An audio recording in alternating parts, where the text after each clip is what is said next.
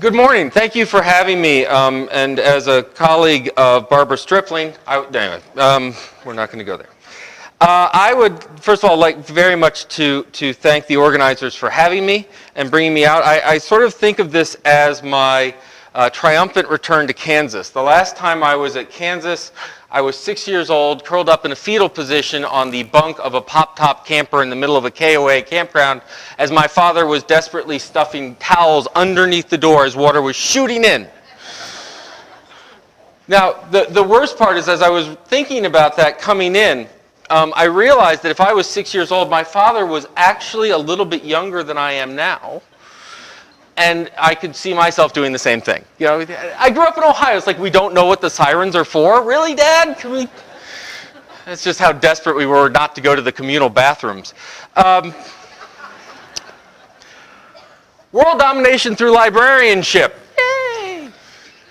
I have to say, the original title of this, I was working on a book, which is no longer titled this, and I'll tell you why in a moment. And so that's sort of where it comes from, but I think you really deserve to get the full impact of where I was going with this. So this was World Domination Through Librarianship, Why Librarians Will Take Over the World and What to Expect from Your New Overlords. And I think, you know, I have to say, now that I'm amongst my fellow geeks, we should really think about this, because could we do a worse job than anyone else who's supposedly running this thing? I show this to my wife, and she's like, no. And I also had someone, I gave a presentation a while ago on being librarians as radicals, and I got this rather nasty message about using Soviet-era imagery, and didn't I realize this? And so I feel obligated to now make my testimony to the Un-American Activities Committee to say I am not a communist. Nor am I trying to get the world to become a communist. But I have to say, while this would have been really as a nice title and would have done a great job in terms of getting people to buy the book because they would have given it out just for the title, I've actually changed it now, and I'll talk a little bit more about why. But I want to stick with this world domination concept because, frankly, people might think that's a rather ironic comment, and I don't. Right? Talk about world domination now. Are you insane? Are you thinking that librarians have anything to do? Have you seen the papers recently? Have you seen the statistics of library hours, library budgets? Have you seen the idea of our usage and things of this nature? Now is not the time to talk about librarianship. Now is clearly the time to panic. And because there's nothing more inspiring than an entire profession gnashing their teeth together and going, what, help, right? But this isn't a panicky group, I can tell, because once again, you're geeks, and we don't panic, we simply order pizza. And so, I want to make the argument that now is the time to think and push forward. In fact, now it's more important than ever that we push forward. Now is our communities desperately need us to think beyond what we do today and to think about how we can solve their larger problems. I would also argue for a moment that if we don't do it, we put ourselves in great peril. Because one of the first reactions when you look at declining budgets, one of the first reactions you have when you look at people talking about whether libraries are obsolete or not, or you look at state budgets and you look at these different initiatives and you look at what's happening in school libraries, and when you look at percentage of income devoted to libraries in academic settings, one of your first things is, let's hunker down. Let's go back to our roots. Let's do what we know they love. Let's go back and we'll concentrate on what is most fundamental, and that will see us through. Right? And what that often means is we're going to concentrate on these things. We're going to focus on our books and reading and literature. We're going to go back and we're going to look at our collections. We're going to go back and enhance our Blu-ray collections because now 2 people own Blu-ray players because they didn't get the memo. Right? We're going to fight the ebook battle. By the way, I have to say, being in Kansas with the Kansas State Library on ebooks. Anyway, now is the time we say where we go back to this, because we all know, thanks to that 2003 OCLC study, that the one word most associated with libraries is? Right? I hate here's the problem. Words don't mean anything on their own. Words mean things in context. For example, women in comfortable shoes. Clearly, I'm talking about Serena Williams, the tennis player, because she needs comfortable shoes to play. Context matters. For example, if I give you a word, I want you to think about what the word means. Ready? Formula. Formula, right? Math. This is babies, right? It's a bizarre. It matters, right? And by the way, the babies are the grandmothers or new aunts or new mothers, right? Or here's what light, L-I-G-H-T, light. How many people think about not heavy? This is interactive. Hands here, please. How many people think about illumination? How many people think set ablaze?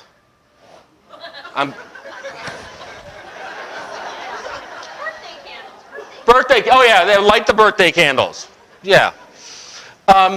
What the point is that if you sort of tug on this concept, if you take the idea of books and you sort of tug on it, what you find is that it's connected to a whole series of other concepts. That when people say books, they rarely mean the physical items when you talk about what do you think about with libraries. Because books may be the first thing to pop in their mind, but to them, what do books mean? Does it mean learning? Does it mean recreation, fun, knowledge, power, information? What does it mean?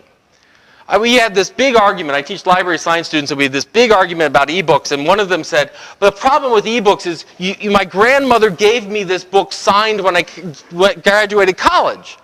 Well, you can't do that with an ebook. And my response back is, would you then take that signed copy and circulate it to a couple thousand people, where they like eat on top of it and things, or wrap it in cellophane and put a number on the spine, right? It's associated with so many things. And what I'm going to argue throughout today is if we don't pay attention to that network, we run into real problems. And there's two things about that network of concepts, that words. In research, we call that things semantic networks. Sometimes we call them entailment meshes. But it comes back to this idea that we connect concepts. Right? How many people have had to deal with the board member who still thinks of the library as when they were 9 years old and their mother took them? Right?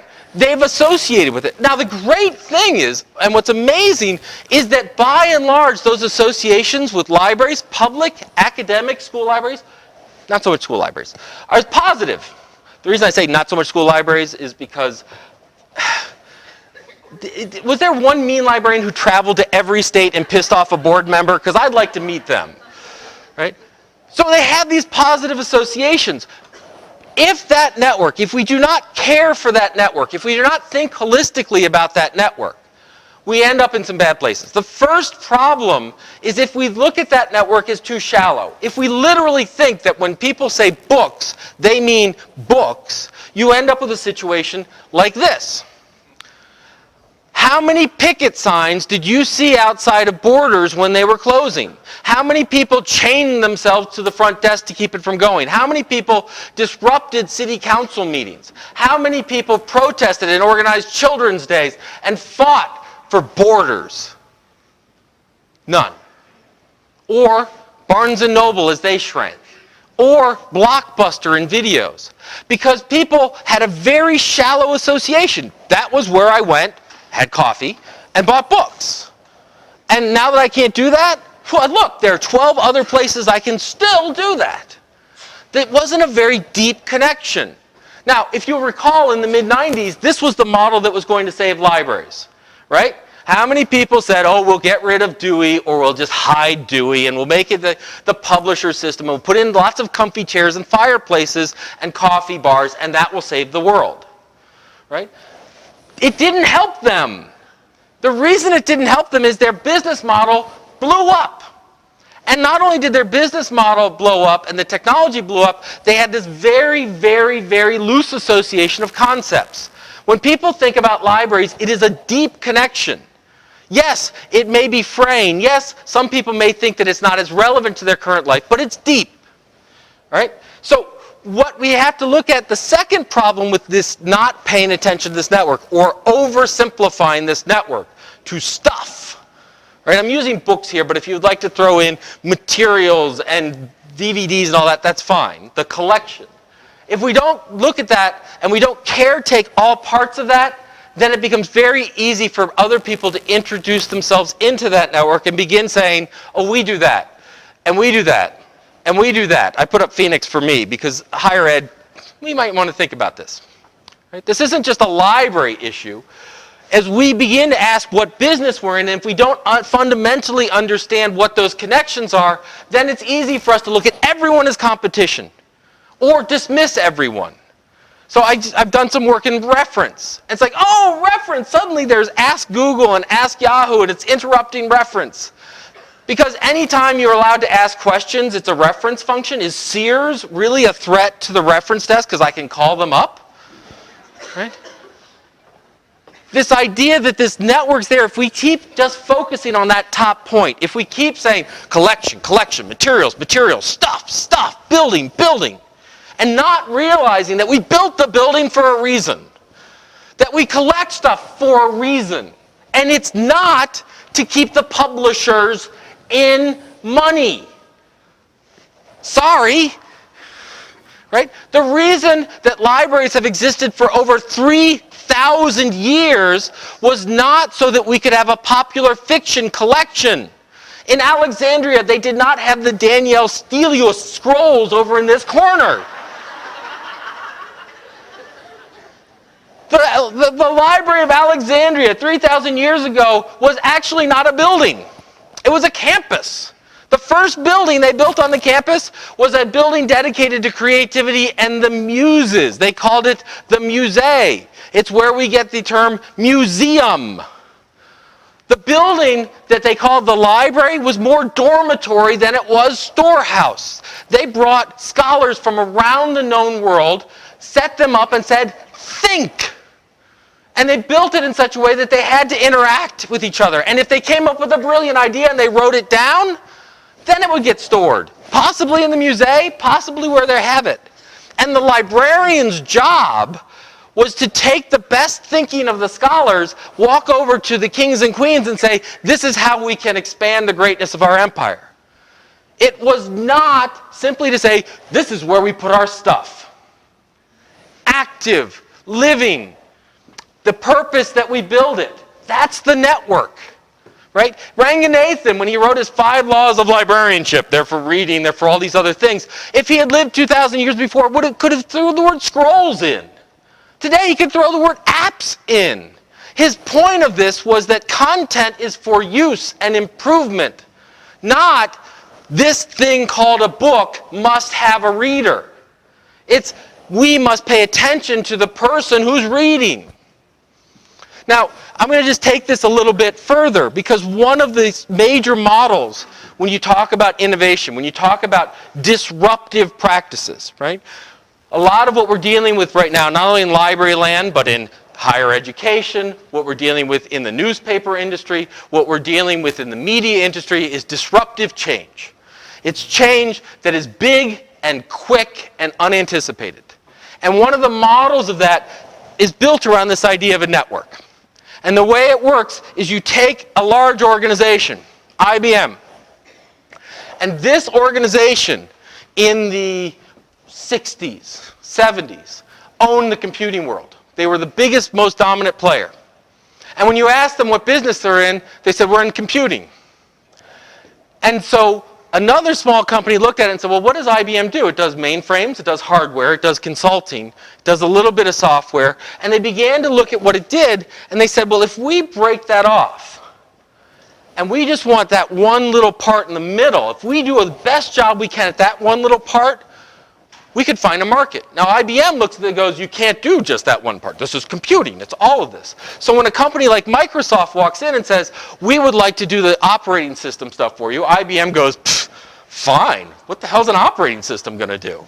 Right? Without a computer to run on, without a mainframe sitting in your back 12-story building,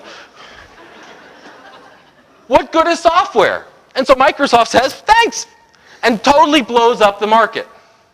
Now, the funny thing is, Microsoft then defines software.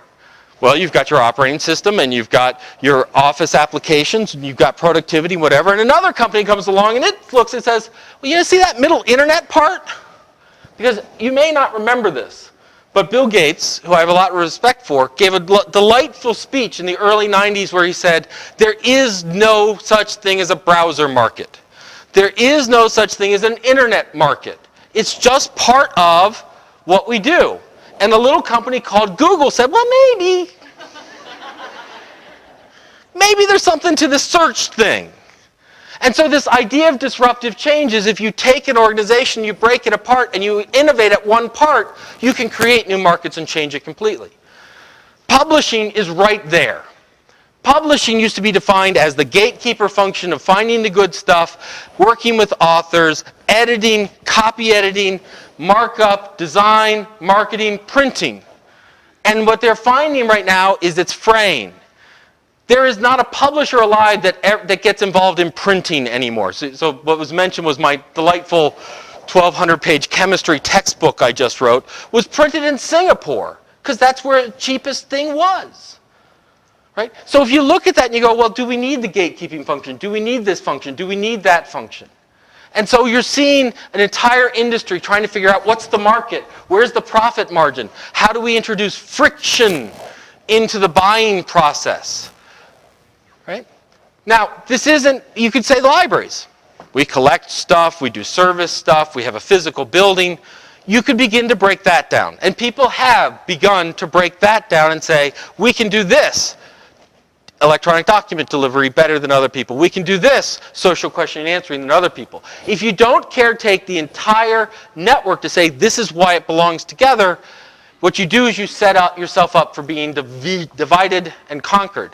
Now, this is not the rule, because there's a little company called Apple which shown that it doesn't necessarily have to be that way. Apple's been producing hardware for a long time. They were in the computer business, integrated with the operating system. So they developed the Lisa and the Apple II and then the Mac, and then they evolved the Mac into the Mac II. I remember those days. And now they say they're a mobile company because not only do they produce a few desktops, but everything they do is producing mobilely. And what we know is that, in fact, instead of splitting, they've actually expanded their offerings. They actually said, well, we also produce iPads and iPhones and iTunes and anything with an I in front of it. Do you think Asimov could sue him for iRobot? And you say, well, sure, Dave, they're Apple, right? But let's face it, Apple hasn't always succeeded at this expansion thing. Anyone Newton? No? I still have my Newton. How about this? Ever heard of Pippin? Pippin was an Apple-produced gaming console back when the first Nintendos. So they've clearly owned that market, right? What's ironic, of course, is, let's face it, if you have an iPhone, it is a gaming console, right? We could pretend we're doing productivity all we want, but I saw those birds flying across the screen.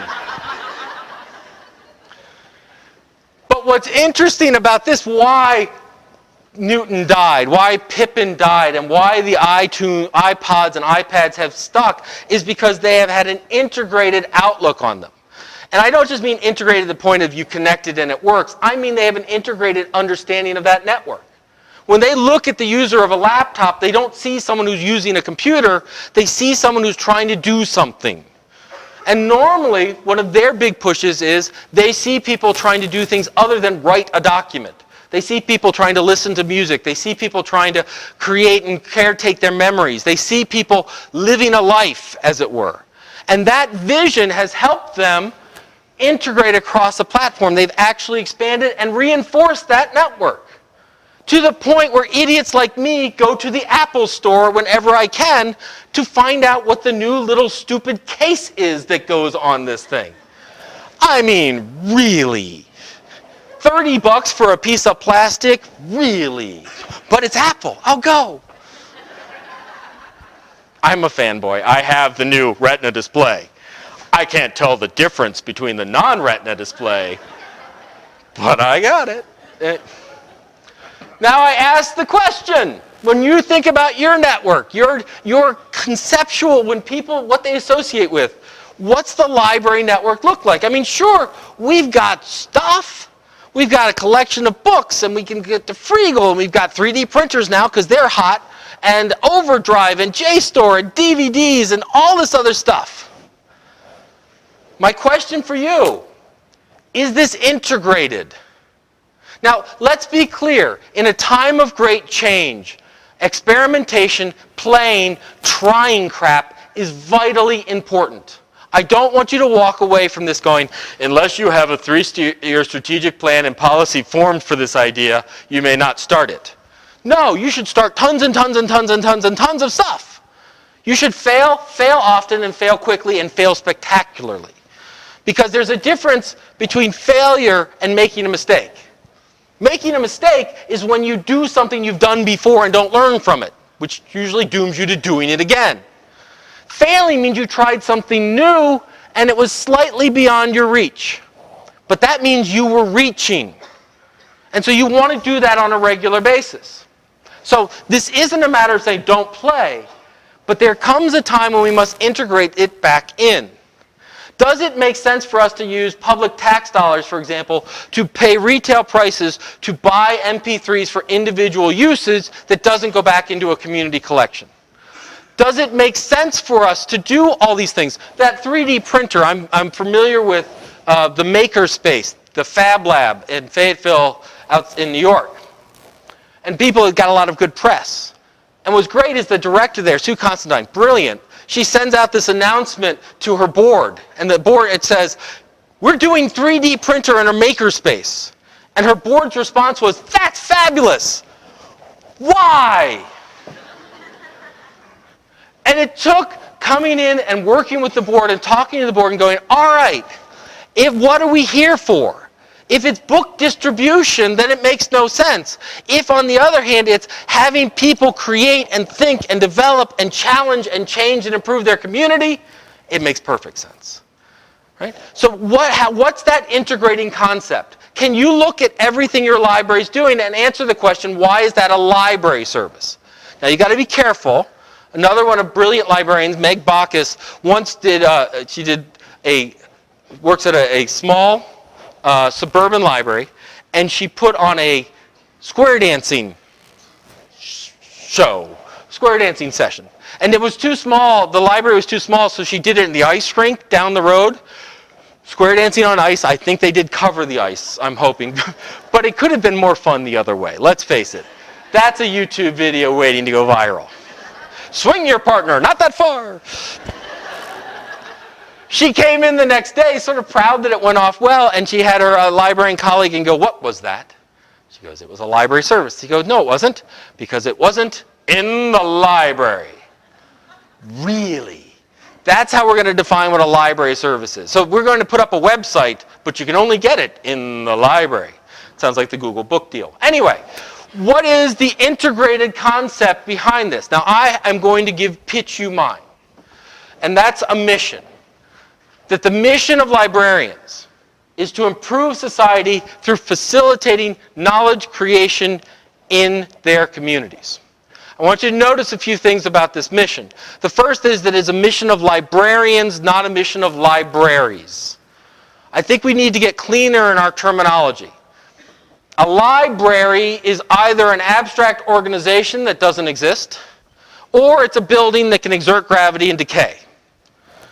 What makes a library do something? You. Ultimately, librarians are what makes a library function. If you go in and you say, the website of the library sucks, it wasn't like the door and second floor got together and decided what it looked like. Right? It wasn't like, well, the shingles said they really like blue. Right? It was someone, you. Right? Our website sucks. That's a sense of responsibility to it. The idea of we are improving society. By the way, the same person who just made me give the anti-communist rant really takes issue with the notion of improved society. So we're going to come back to that in a minute. But how can you take issue with improved society? I mean, isn't that like, apple pie and mom? I mean, why are you here if it's not to improve society? Why are you within a school? To educate people to work, but also to empower a democracy, to innovate, to bring new resources along. If you're in a public library, your job is to educate, bring people along, bring a community together. We are in the improve business. And we're in the knowledge creation business. So there's some key words here. Now you look at these keywords and you go, oh great, another mission statement. Let me just quickly go through and make sure I got this, because the truth is, I provide access to material, so facilitating, done. And I answer reference questions, so that sure creates knowledge. And I do story time, that's all about the community. And of course, there's that to promote democracy education thing in there somewhere, right? How many people felt like on last Thursday, they made a substantive contribution to improving democracy in their communities? No one? Did you not have a check? One, there you go. Did you not have a check sheet? I mean, it's like the reference. You know, reference, referral question, improved democracy question. If you look at this mission as simply a matter of we do what we're doing, but now we've got new words around it, we have failed. I'm telling you that we have to expect more. We must expect more than what we're doing. And I want to be very clear. This is not expect to do more with less. Crap. You can't do more with less. You are cut to the bone. You have been cut to the bone for years, so now you're at the marrow. Don't buy that language. You need to do more and different to get more and get more resources. But the biggest thing I want you to think about is when you look at a mission, your mission, whatever mission, you are not serving customers. You are not serving consumers. You are not there to help people graze through the world and walk away. If your relationship to your community, be it a community of scholars, a community of students, a community of parents, a community of teachers, a community of principals, if your job is to give them what they need and let them walk out the door, you are failing at your mission because they are more than simply someone who consumes. They're not users. The old joke about the only two groups that have users are computer scientists and drug dealers. Is that what you want to put on your banner? People use me. Use me at the library. We'll get rid of the geek part. Right? What you want is a relationship. You want people to come in and contribute, to own, to enrich, to enhance. We have to think beyond the idea that fulfilling our mission is to make people not need to do anything else. Your wonderful hand about improving democracy is true. Your mission comes not in someone coming and reading a book on democracy, but going and actively participating and being informed in the choice. Your mission doesn't stop at getting them a reference or a referral or a piece of material. It goes in making things better. It goes beyond. And the tools we use to do that, those are going to shift and change like sand under our feet. Today we talk about ebooks. Tomorrow we'll talk about apps. After that, I have no idea. It'd be great if someone in this room invented what's after that. And you invent it not because it's Instagram and I can sell it for $1 billion to make photos look crappy. Did anyone else who's ever programmed a computer look at that deal and go, Jesus, I could have done that, right? It's to help your community get better. The new tools, they're just there to fulfill your mission. So take this word facilitating.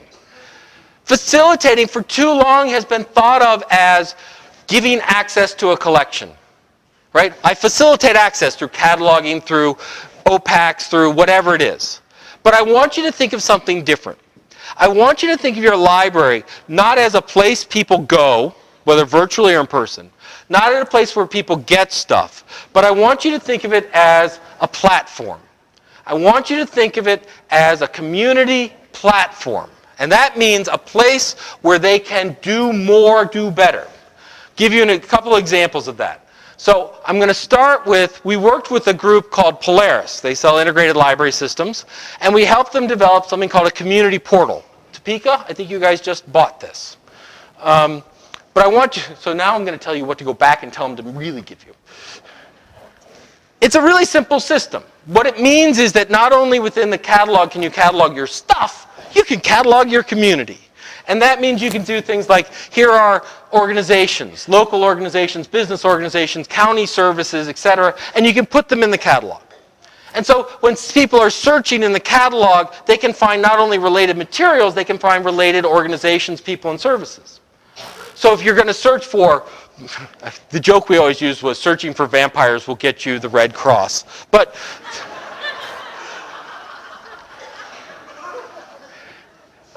actually one group had a great idea. What they had was they had this library, and it was on this sort of undeveloped land behind them. Because like everyone, it was going to be a big housing complex, but then everyone went to jail. And the like one guy who wasn't in jail yet said, you know, if you rent me a backhoe, what I'll do is I'll go carve tons of hiking trails back there. And so now when you go search the catalog for physical fitness, one of your results may be turn around and start walking, right? Now you go, all right, great. So now we have Mark for books and Mark for people, big deal. But the idea is that why do we feel that the librarians have to be the one entering that information? Why can't we let the community enter their own information? Now, if you think about the library as a service to used by the community, it doesn't make much sense because that's not library information. But if you think of the library of the community, a library as a platform for the community, it makes perfect sense. Here's a resource you can give to the community. What can they do with it? Well, when they enter their own information, they can make things like landing pages. So I don't know if you have these in your communities, but there's a great group in Syracuse. It's called Lucky Souls. It's a disastrous, horrible story where a young child died of leukemia. And their family created a foundation, and every year would have a golf event to raise money for the children's hospital. It's called Lucky Soul. Now, it's a mom and a dad. They don't have the expertise, they don't have the time, they don't have the knowledge to put up a website for things like the announcements and the schedule and ask for donations. But if they could go to their library and click, click, click, here's a landing page, suddenly they have a spot on the web. The library, but it's not library information. But the library is a platform allowing the community to share their own information. But then we can go further for larger organizations that maybe do have their own web presence. This portal allows them to embed library information in their own presence. So if you're at the Boys and Girls Club Association, here's information on parenting and after-school projects and books from the library. A local incubator, technology incubator, is embedding access to the $1 million databases you're buying, is accessing business plans. The library is serving that directly to their constituents through their website, not through ours.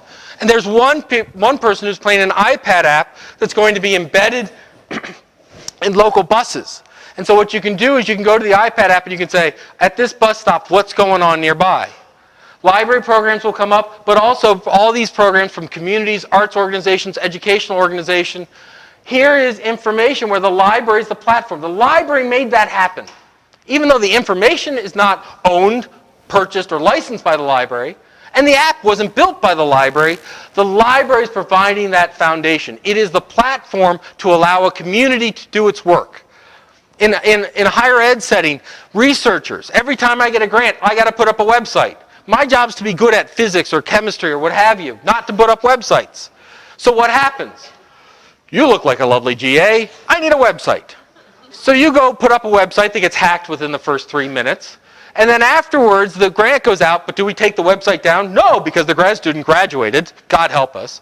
And so it just is going to go and be crappy forever. Well, where's the repository of that information? How can we keep that information? How can we put that up? And by the way, next time you write a grant, how can you write us into that grant process? We're a platform. Now, this isn't just a technology thing. I mentioned this Nopal. They have a community garden where what they had was a lot of people interested in gardening. Now, once again, this isn't Kansas. This is upstate New York, where we do have people who farm, but they tend to do it on hills. Very different thing.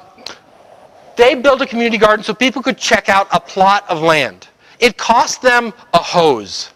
And now they have the community coming in, not only maintaining the garden, but they're doing sessions and seminars where they're teaching themselves about gardening, organic gardening. Their excess produce is going into co-ops and food pantries, and they're allowing the community to come do good, and it is the library that's providing the platform for them to do it. It's not, here's a book on gardening. Because the library, once again, in this network, is more than just where I go to consume stuff. It's where I go to do stuff. Reorganizing the library. How many of us at any sort of scale have technical services and public services? Now, I realize there are probably a number of you in here where you are technical services and public services and everything else. But this large academic library I was working with looked at this and said, this doesn't make sense to our faculty anymore. They don't know when they come in, they may be looking for a book. Well, that's over in public services. But they may also need to get their data put in a repository. Oh, well, that's over in technical services. And I need a metadata schema to organize all this. Well, that's back in technical services. And I need, they kept bouncing back and forth, and it didn't make sense because, let's face it, this is not how people organize themselves. This is how we organized ourselves. And so what they said is, we're going to create research services and teaching services. And it's not just a one-to-one connection. They also brought different services together. So the catalogers are meeting with faculty to help them organize their material. The reference librarians are meeting with those graduate assistants to help them put up the website. It's a platform. That platform should reflect what the community looks like. E-science. In the academic setting, we're talking about embedding librarians. So we're training librarians to go do data management, large-scale data management, and they're sitting in laboratories. And in the labs, they're helping organize the information, connect, find resources. And pretty soon what we found is the library hired them, put them in the lab. The next year, the lab hires them away to keep them in the lab. We're embedding ourselves. In the Dallas Public Library, they're embedding the community back in the library. This is the largest physical plant public library in the country. It's concrete. What they did was they took their 5th floor business section, they cut it in half, and they wiped out half of it. And what did they put in its place? Whiteboards, meeting rooms. They put in desks to work on, and they invited every entrepreneur and crazy person to come, well, which came anyway, into the library to start working on their new ideas and new plans. And then, this is the best part, after they had the plan of having entrepreneurs in there building their own businesses, they co-located half their administrative staff in there as well to create an atmosphere of innovation. So now the library staff themselves were being engaged with entrepreneurs and new thoughts and disruptive change and how did they work and what were their processes and what were their crazy ideas. The library is a platform. It's a way to help the community get better. Ultimately, when we talk about expecting more, when we talk about how can we move forward, when I ask you to not hunker down around a book, to hunker down around a collection, what does that mean? The first thing is for you to realize that the books and materials and DVDs and all those MARC records you have are not the collection. They are the tools and services that serve your collection, which is the community. The community is your collection, and how much richer of a collection is it when we talk about scholars, when we talk about lawyers, when we talk about students, when we talk about retirees, when we talk about mothers and fathers, when we talk about all of these things, that's your collection. And just the same way that you take care to mine the physical collection, you must take care of the community collection. And instead of focusing on collection management, focus on connection management. Are 3 people working on a similar project? Can I introduce them to each other?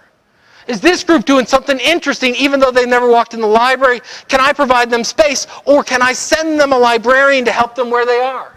Jamie LaRue tells the story about how at a Chamber of Commerce meeting, he sent one of his librarians to sit in on the meetings, and pretty soon they would not start the meeting until the librarian had come because she was the one that was help organizing and informing that process.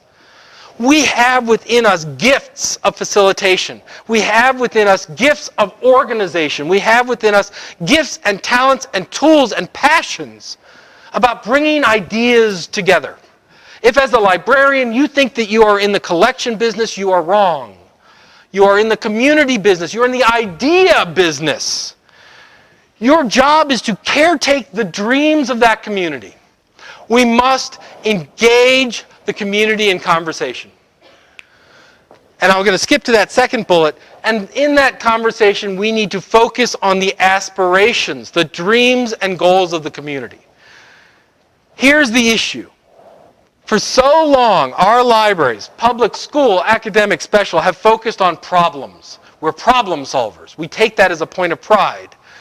But let's face it, we love a good problem. You give me a book to hunt down, oh, I'm gone. You come in with that reference questions that ask me if clams ever sleep, I'm going for it. Was there a swimming pool in the Kremlin? By God, I will find out. Is there a mark field for describing something in Esperanza? I don't know, but I will find out. And so when we talk about our services to the community, when we talk about what we do, we tend to talk about their problems. We talk about unemployment.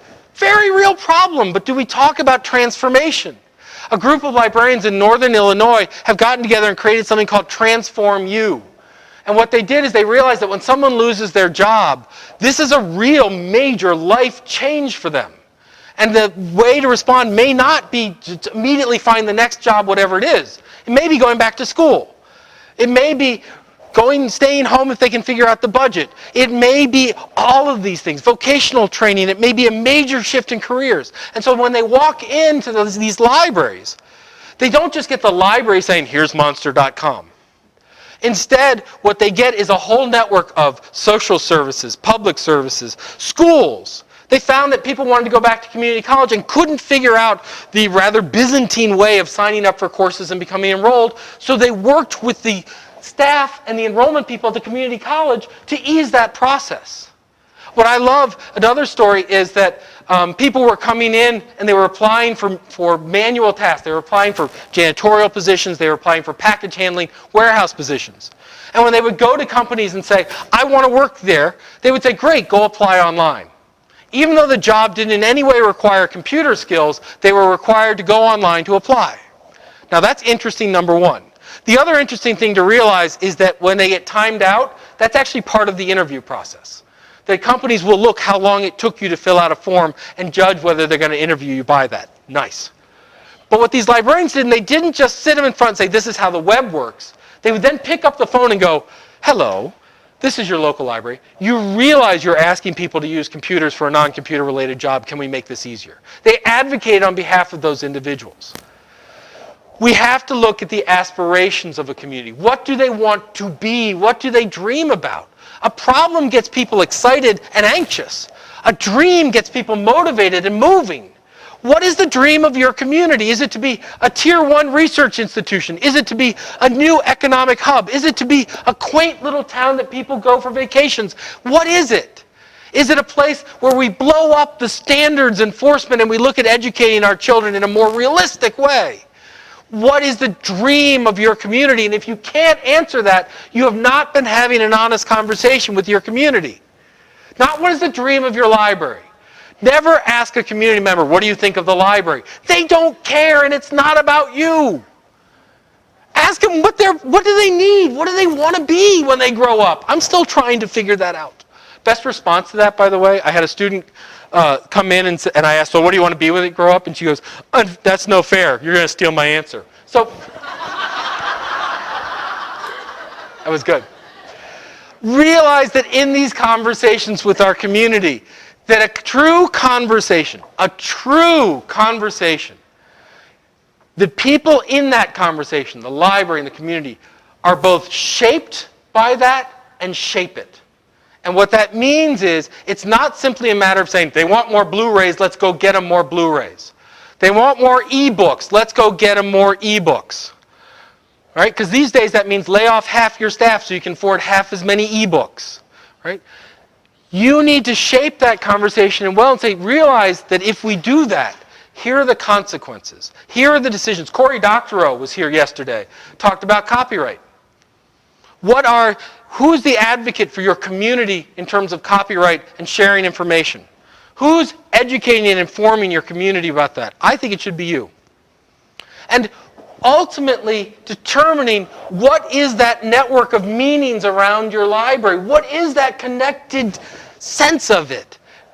If they use the word book, that's fine. I'm not anti-book.